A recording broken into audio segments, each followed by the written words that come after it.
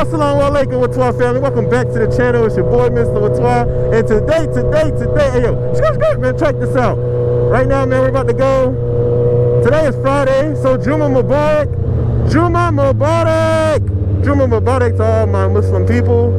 We are about to go to Jummah prayer. I hope all is well with everyone. Please make dua for the sick. Please make dua for the poor. It's your boy, Mr. Whaatwaa. Let's go ahead and head to the mosque, man. Today I'm on my bike, man. Everybody keeps asking me what kind of bike this is.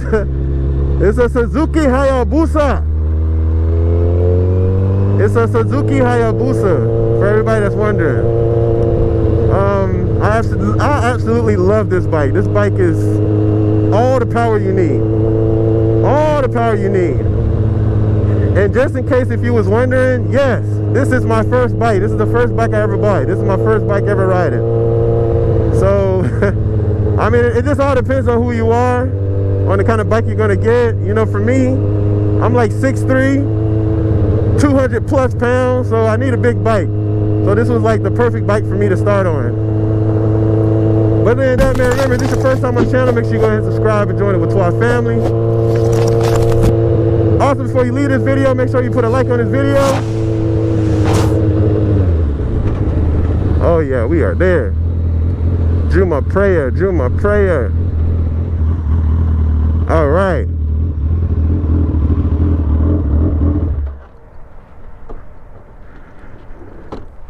Oh. All right, we made it. Alhamdulillah. All praise due to Allah, man. Anytime I can make it to the mosque without getting hurt, it's like the best. It's literally like the best. All praise due to Allah.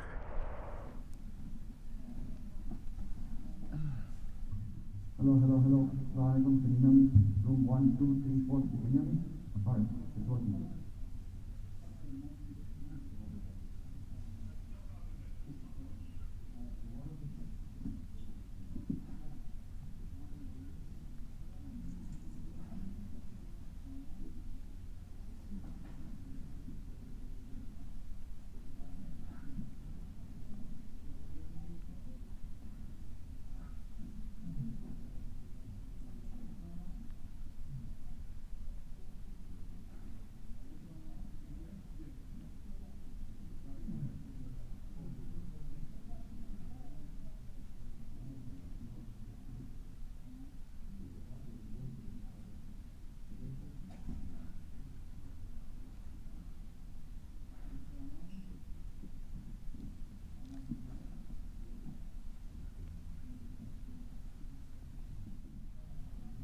حي على الصلاة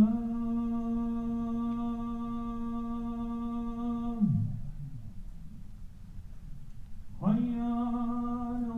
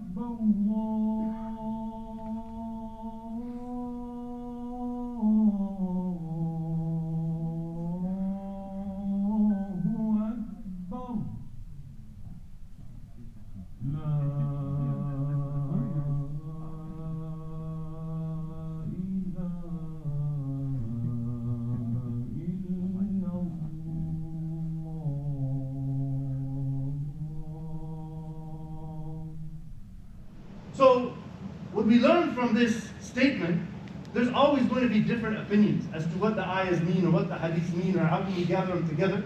And if you hear an opinion of so-and-so, and then you read the ayah or the hadith, then, you know, safer for you individually to just follow the ayah or the hadith, because you know that's revelation. Then you can research and study where did that Imam get his idea from and why does he differ with others. You should study. Whoever's telling you not, is trying to create some hierarchy or tribalistic inherited religious practice, which is not. Iqra bismi rabbika alladhi khalaq is how the thing began. Read in the name of your Lord who created everything. We are meant to be intellectually spiritual and spiritually intellectual. The Quran has page after page focusing on these things.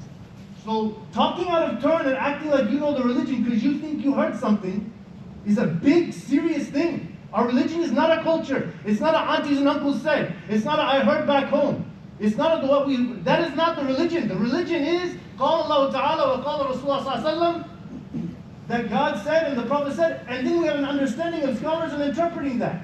It should not just be hearsay. We should not be teaching the actual divine law as just something I heard of. It should be something that we are rooted in knowledge. So this idea that you must follow one school of thought, such as being Maliki or Shafi'i or Hanafi or Hanbali, it's a widespread mentality amongst Muslims, but it does not have any basis in the Quran and the Sunnah. Now we live specifically in Charlotte, North Carolina, where this room, many people come from very different backgrounds, very different exposures, have listened to many different scholars. Everybody's opening YouTube and Google every night and hearing this, that, and the other. So you cannot say you're bound by one opinion as a religious principle. So what do? We respect the scholars. فَاسْأَلُوا أَهْلَ الذِّكْرِ إِن كُنتُمْ لَا تَعْلَمُونَ. It doesn't say فَاسْأَلُوا إِمَامْ وَاحِدٍ. It says ask the people of knowledge if you don't know. And so we should be humble about it and seek that knowledge. We must take this value of having a preserved scripture. I'm telling you, what I come to find out in my dealings over the many years, traveling the Muslim world, dealing in different mosques, talking specifically with Muslim youth, a lot of us have a lot of work to do to really truly own our Islam. Islam is becoming part of a nationalistic, inherited culture. And that's not what it is. It is a divine revelation from heaven that carries all of the implications of truth in terms of guiding humanity wherever humanity is on planet Earth. And it will have different applications according to time, place, and circumstances, as we obviously saw with Abu Hanifa, Imam Shafi'i, Imam Malik having different opinions, living in the same kind of region. Imagine you go across the world 1,000 years later, what we would assume there would be different opinions about applying the religion. There are many things I've come to find out through talking with Muslims that are widespread, that actually are baseless. The idea that you cannot wear shoes while praying, when in fact many authentic hadiths tell us that the Prophet ﷺ himself in Bukhari and Muslim wearing his shoes in the mosque, praying in there. And yet most people would say that's wrong because of a modern cultural way of looking at things that they don't know where they got their idea from. It's actually contrast to the actual scripture. And it's based upon the simple fact that we decided in some part of history to have carpets in the mosque. Before it was dirt. It was in the Prophet's time, it was dirt and sand in the mosque on the ground. Dogs used to come in and out of the mosque where everybody prayed according to the hadith in Sahih Muslim. And they prayed in their shoes. That was very normal in the mosque, the holy sacred mosque. Prophet did that. Get out of this nationalistic tribal religion, my dear brothers and sisters. We don't know people's inner reality and where their judgment will be. He is Maliki Yawmiddin. And if we were humble while saying that 17 times a day, we would never make a statement like that. But we want to own the religion as a nationalistic thing, people versus people, rather than ourselves versus shaitan. We have to grow and learn and own this religion as it was by the Prophet ﷺ, as is properly understood through real scholars. I don't know how many homes I've been in from family members.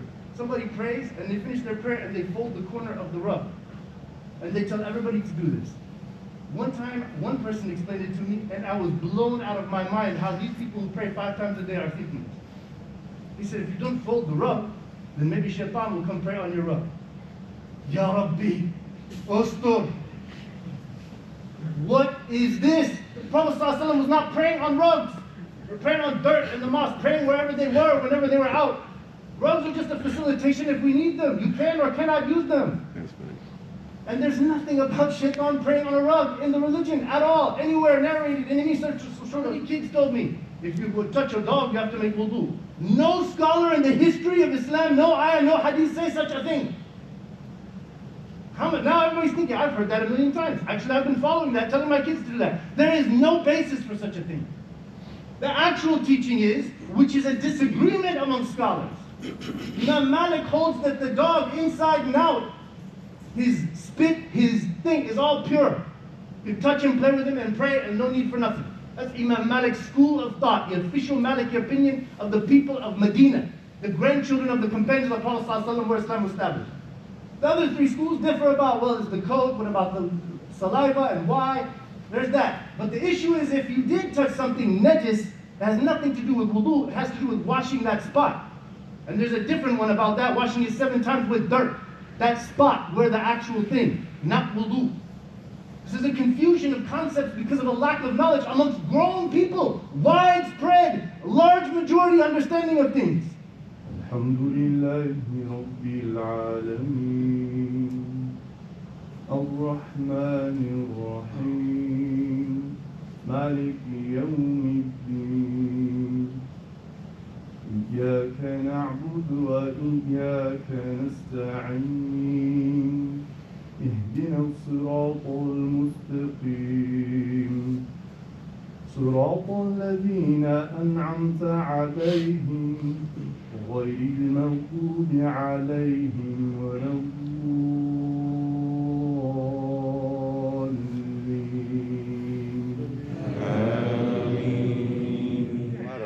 All right. It's all good. Okay, thank you, Brother John. So, Salam alaikum. Take care, okay? Thank you so much. It's a Thank you. beautiful religion, but like everything else in life, we need to educate ourselves constantly. Yes. And like he said in the sermon, there's not one scholar in the history of this religion that said that he's completely mastered everything in this religion. That is very correct. Yeah, when he said that, I really felt that because, you know, a lot of people feel, you know, they mastered it or they know everything. It's really, you learn stuff every day. I don't know if you've encountered people that kind of try to put you in a box, like do this, do that only, and don't do anything else. Oh, yes. There's definitely a difference of opinion about a lot of things, so you just got to keep an open mind, do your due diligence and research, and try your best to find out where the truth is. Yes. There's different things that you will have to do in order to gain some of this knowledge, right? Understanding of prayer is probably the first thing for me, like why we say what we say and why we do what we do within the scope of the prayer itself. Yes. Then comes the Quran, the revelation, the order and the sequence of things in the revelation, and why that's so important for us as Muslims. Assalamu alaikum, Rahil bhai. How's it going? Salam alaikum. And then comes the life of the Prophet, and then his teachings. And so there's a sequential order I feel that one can follow, but you can choose one over the other. Like in the course of understanding and gaining that knowledge, there's not one path. You can have multiple paths to that one huge realm of knowledge. So I encourage you to start your own path. Whichever one you start, I would definitely request you to pray to Allah constantly, always. To open His doors of knowledge to you. You can benefit from that tremendously. Not only for yourself, but you can eventually, because us reverts, we came to this religion because something within that religion appealed to us and our senses. And so we, in my perspective, we seek it way more than others do. Some brothers and sisters that are born in this faith. And so we have tremendous responsibility on our shoulders to keep going and educate other brothers and sisters, bring them to this deen, but only Allah can change hearts. Yeah, only Allah can guide. Yeah, that's true. Yeah, we can of ourselves do nothing, but we're just vessels. Like Imam John says that a lot in his sermons. We're just a body full of intentions. Everything within us and everything outside of us is controlled by Allah.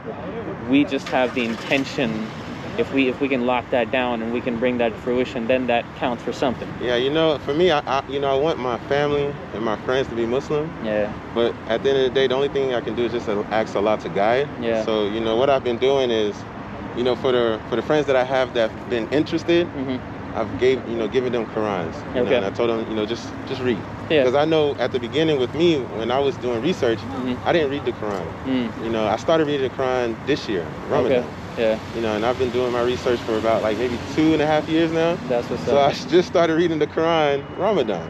Likewise, so I told them, I said, you know, that was my mistake at the beginning. You know, I didn't open up the Quran and read. I was just online looking at stuff and watching videos on YouTube. Yeah. So I wanted to make sure that I give them the advice that, you know, I wish I had back then. Yeah. You know, so it's, you know, it's a beautiful religion. It's a very beautiful religion. And the more you explore it, the more you fall in love with it, man. I can tell you without a shadow of a doubt. My heart is very warm for it. It's very warm, bro. That's what's up, man. It's so encouraging. Bro. Alhamdulillah. Yeah. I'm gonna let you go, man. My wife's waiting for me. Okay. Yeah, bro. Like that's what I want. I want to meet other brothers. Yeah. And you know what I'm saying, just be able to hang out and like, you know, just to feel how it is to be with Muslim brothers, like outside of, you know, just the religion. Like, okay, how do Muslim brothers like hang out? How do we hang out? Because, you know, when I was a Catholic, hanging out is, oh, we're going to the club, or oh, we're going to the, you know, or whatever. So now it's like, okay, let me see how it is to hang out with Muslim brothers now that I'm a Muslim, you know? Oh, yeah, sure. So yeah, man, let's get it popping, bro. I'm ready. All right, take care, okay? Mashallah. All right. Salam alaikum, Whaatwaa family. It's your boy, Mr. Whaatwaa. I just want to apologize to the Whaatwaa family members. Obviously, you know, with me being a new revert, there's some things that I still have to learn. So, I made some mistakes these past couple of days. I wouldn't say they were mistakes, but just more so, just things that weren't really allowed to put up. Knowing the status of, you know, knowing the status that I have, it's difficult, guys. It's really difficult. I mean, I'm really just a normal person. I'm very low key. I'm very to myself. You know, I don't like too much, like I like excitement, but just more so with my friends. I don't like, you know, a lot of attention, which is weird, right? It's weird. But I don't like a lot of attention, so. But I do want to apologize to the Whaatwaa family members. I hope you guys can forgive me. Well, may Allah help y'all to forgive me. But other than that, guys, I'm about to go ahead and get on this bike. But all right, yeah, this is MCC. I love my mosque. I love my mosque so much. Y'all just don't understand. The people here are so warm and welcoming and just understanding and willing to teach. Not necessarily you make a mistake and they're like, "Argh!" It's more so like, hey brother, we understand you made that mistake. We want to make sure we keep you on the right path. Yes. Mashallah. Mashallah. All praise due to Allah. All praise due to Allah. She's on. Oh, mashallah, mashallah. I thought she was dead. I was like, oh, I gotta go find somebody to give me a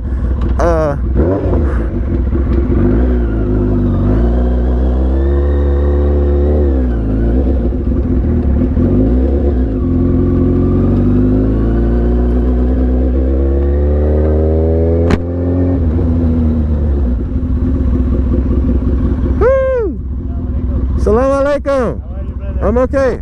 Yeah. My kids, they watch you. Wow. Salam alaikum. What's going on? Alright. Let me. You want to take a picture of it? You want to take a picture? Okay, yeah.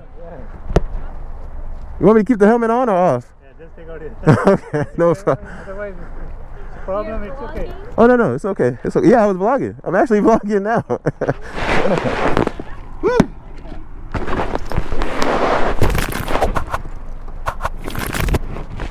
All right, that was lit. Salam alaikum, guys. Y'all take care. Stay safe.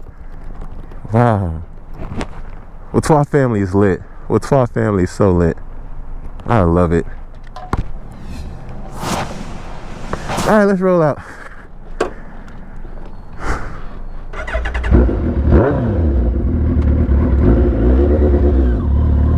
Okay. Let's head to Raleigh. All right, let's go ahead and head out.